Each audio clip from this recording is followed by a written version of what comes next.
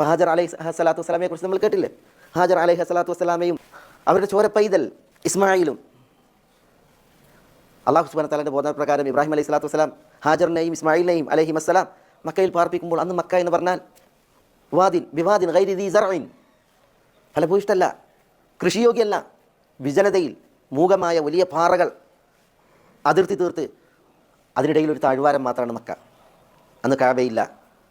കഅബ നിന്നിടം ഒരു കൂന് മാത്രം, അസ്ഥിവാരം മാത്രം മണൽ മൂടിക്കിടക്കുന്ന ഒരവസ്ഥയാണ്. തീർത്തും വിജനം, നാഗരികമല്ല, സാംസ്കാരികതയുടെ ഒന്നും അവിടെ ഏശാത്ത പോലെയായിരുന്നു അന്ന് മക്ക. അവിടെയാണ് ഒരു ഉമ്മയെയും മകനെയും പാർപ്പിച്ച് ഇബ്രാഹിം അലൈഹി സ്വലാത്തു വസ്സലാം പോകുന്നത്, തിരിച്ചു നടക്കുന്നത്. നീണ്ട കാൽവപ്പുകളിൽ ഷാമിന് നേരെ ഇബ്രാഹിം അലൈഹി സ്വലാത്തു വസ്സലാം മക്കയിൽ നിന്ന് പോകുമ്പോൾ യാ ഇബ്രാഹിം എന്ന് ഹാജർ വിളിക്കുന്നുണ്ട്, പലതവണ വിളിക്കുന്നുണ്ട്, യാ ഇബ്രാഹിം യാ ഇബ്രാഹിം. പക്ഷേ പ്രതികരണമില്ലാതെ തിരിഞ്ഞു നടക്കുന്ന ഇബ്രാഹിം അലൈഹി സ്വലാത്തു വസ്സലാം അള്ളാഹുവിൻ്റെ ബോധന പ്രകാരമാണ്, വഹി പ്രകാരം. അപ്പോഴാണ് അള്ളാഹു അമറക ബിഹാദ, അള്ളാഹു ആണോ അങ്ങയോട് ഇത് കൽപ്പിച്ചത്, ഞങ്ങളവിടെ പാർപ്പിച്ചു പോകാൻ, ഇങ്ങനെ പോകാൻ?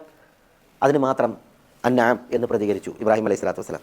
അവിടെ പ്രഖ്യാപിച്ചത് എന്താ? ഹാജർ ഇദൻ ലാ യുദയ്യൂന, അള്ളാഹുവാണ് കൽപ്പിച്ചതെങ്കിൽ ആ അള്ളാഹു ഞങ്ങളെ ഒരിക്കലും പാഴാക്കുകയില്ല, നഷ്ടപ്പെടുത്തുകയില്ല എന്ന് പറഞ്ഞ് ആശ്വസിച്ച് ഭർത്താവിനെ യാത്രയാക്കി ഹാജർ കുഞ്ഞിൻ്റെ അടുക്കിലേക്ക് മടങ്ങിയതാണ് നമ്മൾ ചരിത്രത്തിൽ വായിക്കുന്നത്. ഒന്നാലോചിച്ച് നോക്കൂ നിങ്ങൾ, ഹാജറിൻ്റെ ആ നിലപാട്, അവരുടെ ആ ഒരു ചോദ്യം, അതിൽ അള്ളാഹു സുബ്ഹാനഹു വ തആല നിഴലിച്ചത്, അവരുടെ വിശ്വാസം, അതിൽ അള്ളാഹു സുബ്ഹാനഹു വ തആലയെക്കുറിച്ചുള്ള അവരുടെ ആ രൂഢമൂലമായ വിശ്വാസം. അതുകൊണ്ടാണ് ആ ഹാജറിൽ ഇസ്മായിലിൽ പിന്നെ മക്കയുടെ ചരിത്രം തുടങ്ങുന്നത്, അവിടം ഫലഭൂയിഷ്ടാകുന്നത്, അവിടം സംസം നിർഗളിക്കുന്നത്, അവിടേക്ക് ആൾക്കൂട്ടങ്ങൾ വന്നെടുക്കുന്നത്, ജുർഹുമും മറ്റുമൊക്കെ അറേബ്യൻ ഗോത്രങ്ങൾ വന്ന് പിന്നീട് മക്ക സജീവമായി ജനനിബിഡായി ആൾപ്പാർപ്പായി.